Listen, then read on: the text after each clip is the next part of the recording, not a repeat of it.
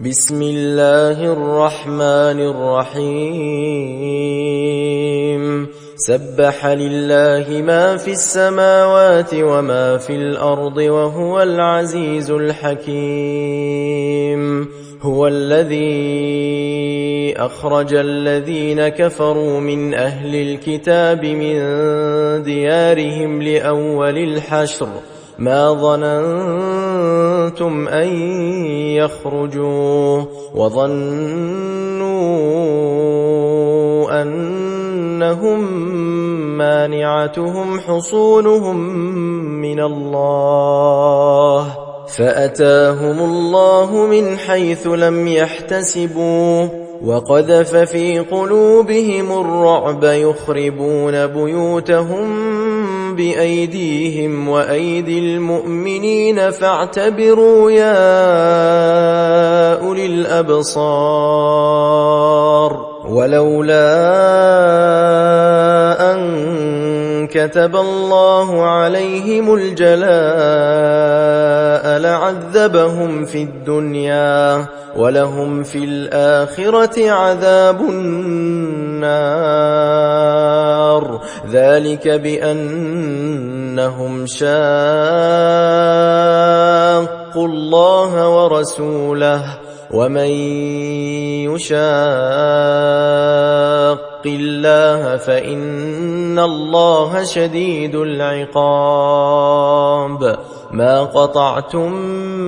من لينة أو تركتموها قائمة على أصولها فبإذن الله وليخزي الفاسقين وما أفاء الله على رسوله منهم فما أوجفتم عليه من خيل ولا ركاب ولكن الله يسلط رسله على من يشاء والله على كل شيء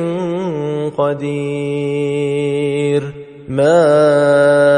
أفاء الله على رسوله من أهل القرى فلله وللرسول ولذي القربى واليتامى والمساكين وابن السبيل كي لا يكون دولة بين الأغنياء منكم وما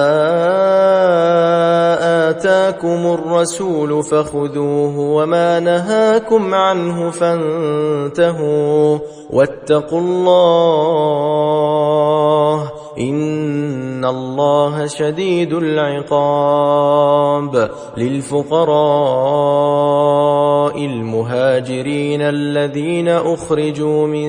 ديارهم وأموالهم يبتغون فضلا من الله ورضوانا وينصرون الله ورسوله أولئك هم الصادقون والذين تبوأوا الدار والإيمان من قبلهم يحبون من هاجر إليهم ولا يجدون في صدورهم حاجة مما أوتوا ويؤثرون على أنفسهم ولو كان بهم خصاصة ومن يوق شح نفسه فأولئك هم المفلحون والذين جاءوا من بعدهم يقولون ربنا اغفر لنا ولإخواننا الذين سبقونا بالإيمان ولا تجعل في قلوبنا غلا للذين آمنوا ربنا إنك رؤوف رحيم ألم تر إلى الذين نافقوا يقولون لإخوانهم الذين كفروا من أهل الكتاب لئن أخرجتم لنخرجن معكم ولا نطيع فيكم أحدا أبدا وإن قوتلتم لننصرنكم والله يشهد إنهم لكاذبون لئن أخرجوا لا يخرجون معهم ولئن قوتلوا لا ينصرونهم ولئن نصروهم ليولن الأدبار ثم لا ينصرون لأنتم أشد رهبة في صدورهم من الله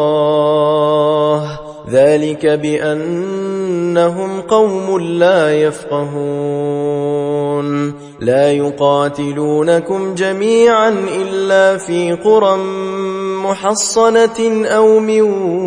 وراء جدر بأسهم بينهم شديد تحسبهم جميعا وقلوبهم شتى ذلك بأنهم قوم لا يعقلون كمثل الذين من قبلهم قريبا ذاقوا وبال أمرهم ولهم عذاب أليم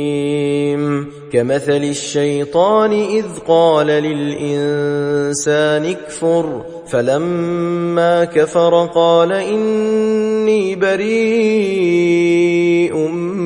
منك إني أخاف الله رب العالمين فكان عاقبتهما أنهما في النار خالدين فيها وذلك جزاء الظالمين يا أيها الذين آمنوا اتقوا الله ولتنظر نفس ما قدمت لغد واتقوا الله إن الله خبير بما تعملون ولا تكونوا كالذين نسوا الله فأنساهم أنفسهم أولئك هم الفاسقون لا يستوي أصحاب النار وأصحاب الجنة أصحاب الجنة هم الفائزون لو أنزلنا هذا القرآن على جبل لرأيته خاشعا متصدعا